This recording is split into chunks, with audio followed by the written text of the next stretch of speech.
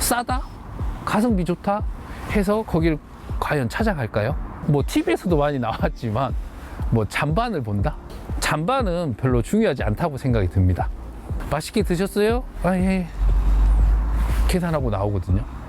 사실 이런 질문은 너무나 잘못됐다고 생각하거든요.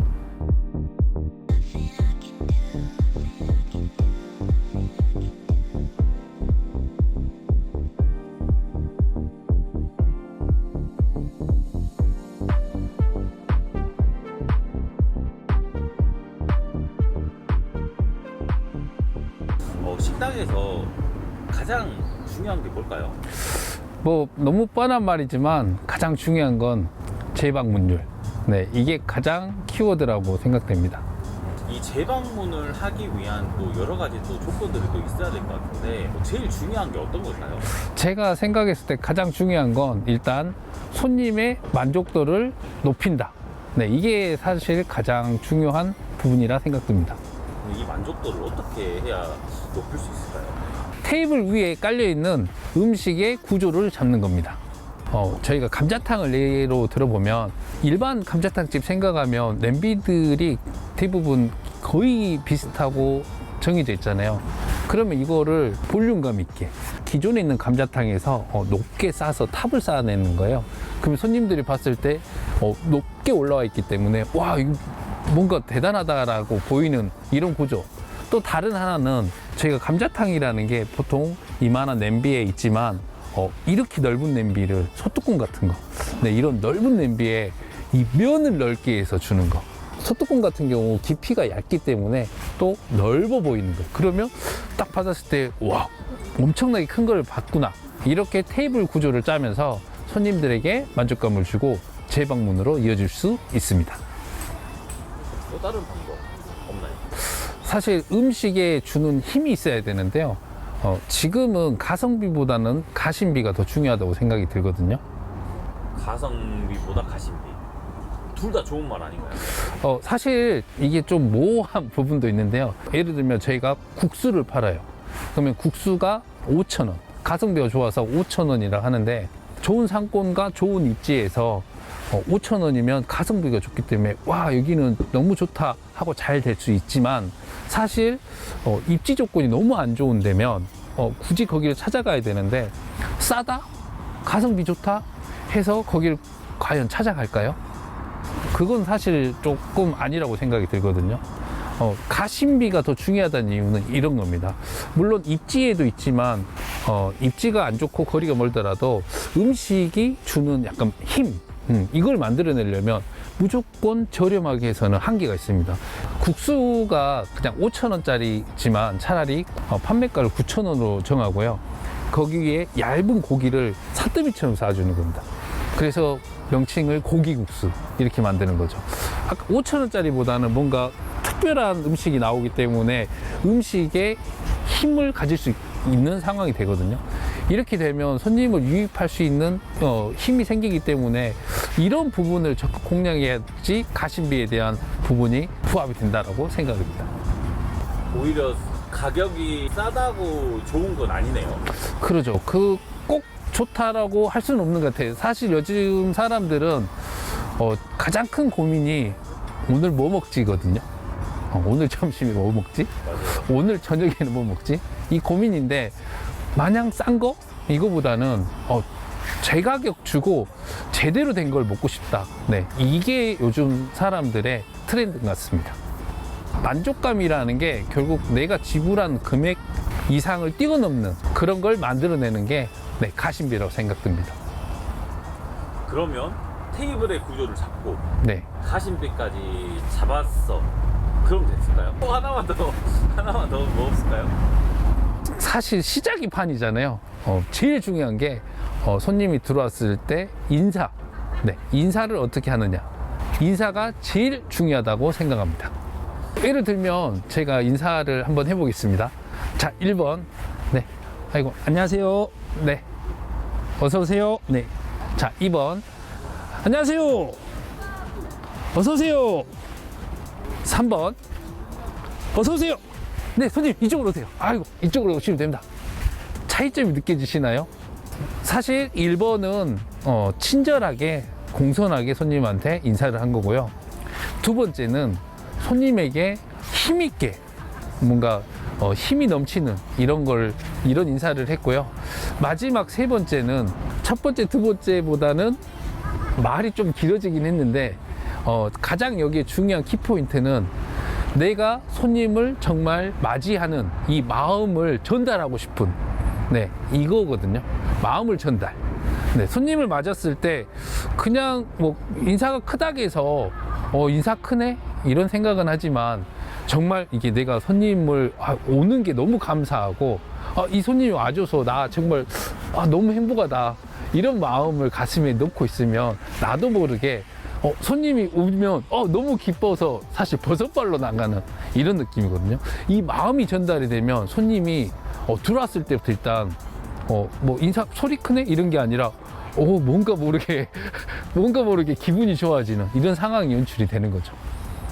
만든 것 같아요. 인사를 딱 그렇게 처음에 3번처럼 만약에 인사를 받고 음식이 맛없어도 맛있을 것 같아요. 네, 그게 참 그래서 이 시작이 참 중요하다라는 게 이 시작에 대해서 손님한테 마음을 이미 얻고 시작하면 나를 보는 내 음식을 보는 이 선입견 자체가 좀 더 온화해지죠. 근데 시작이 정말 좀 기분이 좀 별로다 그러면 음식을 보는 판단이 내 기분이 별로기 때문에 더 철저하게 더 더 안 좋게 보여지는 그 신호등이 될 수가 있습니다. 그 말이 딱 맞는 것 같아요. 네. 맞는 것 같아요. 이 손님들이 만족한다, 불만족한다를 이 사장님들이 알기가 참 쉽지 않잖아요. 이거를 사장님들이 좀 알 수 있는 방법이 있을까요? 사실 이 부분에서는 설명할 게 좀 많긴 한데 뭐 TV에서도 많이 나왔지만 뭐 잔반을 본다?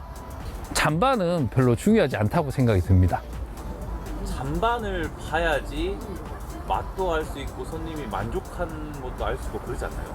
사실 아까 말씀드린 것처럼 진짜 만족이라는 건 저희가 식당에서 진짜 양을 적게 줄 수도 있는 거고 또 그냥 먹을만한데 그냥 먹은 거지 만족감이라는 단어가 부합되진 않잖아요.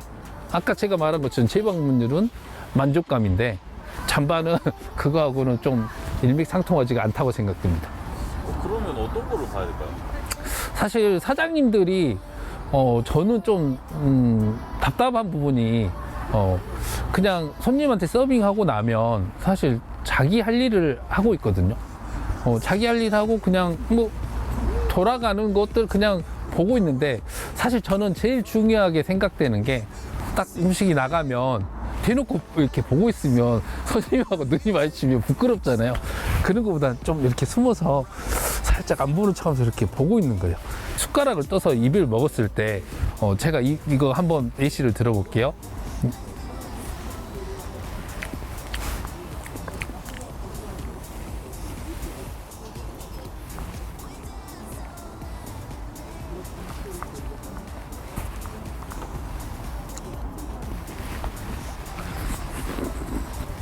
다 틀리죠. 여기에서 보면 맛있는지 맛없는지 그저 그런지 좀 대충 감이 오시나요? 네네네. 네, 이 표정을 처음에 표정을 잘 관찰을 하는 게 제일 중요하다 생각이 들거든요. 그러면 첫 표정이 만족하면은 그걸로 됐을까요? 사실은 음식이라는 게 또 애매한 게 첫 입을 먹었을 때의 맛있음이 있고 먹다 보면 질려서 결국은 마지막에 또 맛이 없을 수도 있거든요. 그래서 가장 중요한 게 첫 입이라고 했지만 손님을 끊임없이 관찰을 해야 되는 겁니다. 먹고 있을 때 계속 뭐 다른 내 이 업무에 바쁜 부분도 있지만 그것보다는 손님을 관찰하면서 계속 어떤 표정을 짓고 있고 어떤 상황들이 있는지 이런 것들을 계속 손님들을 주시하고 관찰을 해야 된다 생각됩니다. 손님의 표정을 계속 보고 있다 보면 이 사람이 만족을 한지 못한지 이거를 분명히 찾아낼 수 있거든요. 거의 계산할 때 거의 대부분 어떻게 물어보시나요? 식사 맛있게 잘 하셨나요? 손님한테 그런 식으로 질문을 하면 손님들은 무미건조한 대답밖에 안 나거든요. 자, 손님한테 맛있게 드셨어요? 그러면 아니요, 쓰레기 같았어요. 이런 사람은 없어요. 그냥 만족하지 않고 마음에 들지 않았어도 맛있게 드셨어요? 아, 예. 계산하고 나오거든요. 사실 이런 질문은 너무나 잘못됐다고 생각하거든요.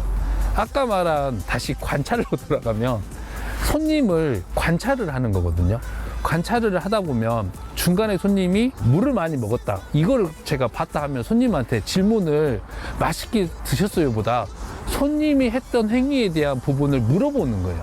자, 물을 많이 먹었기 때문에 손님 죄송해요. 뭐 혹시 물을 너무 많이 드시는 것 같아서 좀 오늘 좀 짰나요? 아니면 음식이 좀 많이 짜던가요?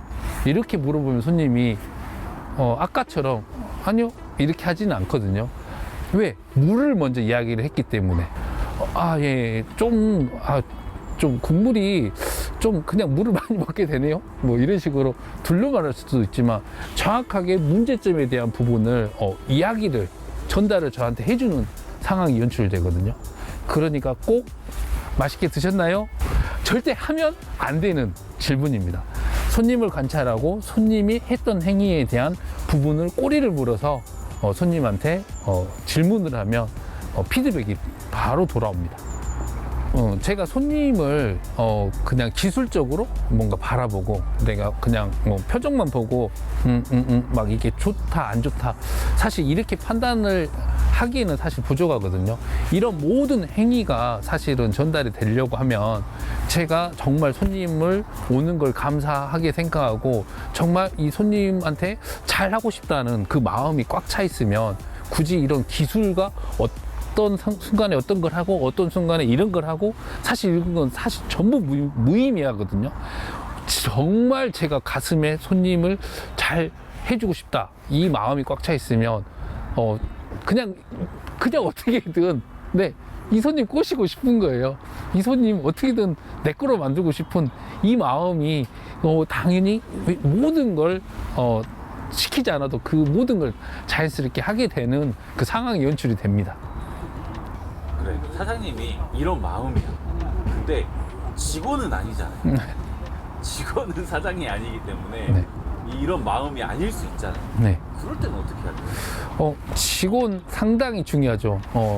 직원을 교육시키는 방법, 또 직원을 채용하는 방법, 또 알바들을 어떻게 우리 업장에 맞춰 쓸 수 있는지 이런 방법, 또 근로계약서, 이런 부분들도 상당히 많거든요.